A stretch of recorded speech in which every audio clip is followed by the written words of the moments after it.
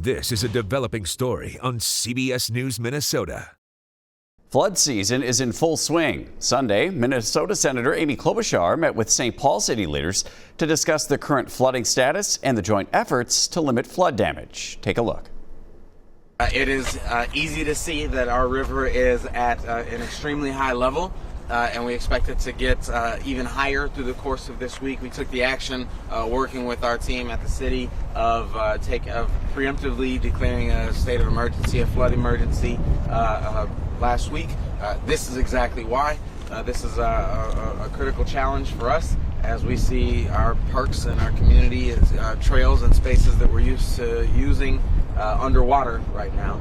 It's one of the spaces where it requires not only the city, but the work of our partners on the city council, the work of our partners at the county, and certainly the work of our partners at the federal level joining us. Behind us we have our Parks and Rec, Public Works, and emergency management teams from the city and county who have worked to support us. Well, I first want to commend St. Paul and Ramsey County and really all the communities on the Mississippi and in Minnesota. In the last few days, I have been up in Moorhead and in Ortonville and Breckenridge and Browns Valley. I was down in the southern part of our state on Friday with Senator Bozeman. He was also really impressed being from Arkansas. They know a little bit about flooding with all the work that's been done here. And basically, preparation matters, planning matters. The mayor's decision to declare the emergency so some of these plans could be put in place matters. So what are we dealing with here? Well, we're dealing with the third biggest snowfall in the history of Minnesota.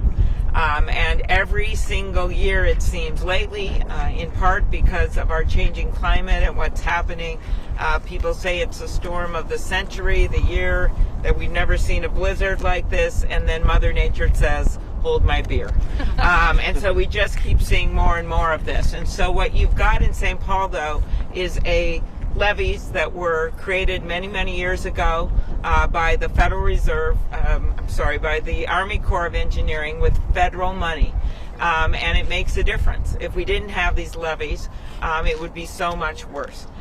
And certainly we thank all the residents and their dogs for following the rules and not getting any closer than they are right now, so that we don't have you could be on TV if you did it. I can tell you that right now, you could. But we're really, really pleased and lucky. The other thing I would be remiss to not add is that the Weather Service has been doing a good job of predicting things, and that matters financially because then you know how many sandbags you might need. I know up in Fargo they actually made a bunch of sandbags only because they're at a lower water level. Moorhead decided to just hang on to what they have. That costs a lot of money when people do that. Same thing here in St. Paul.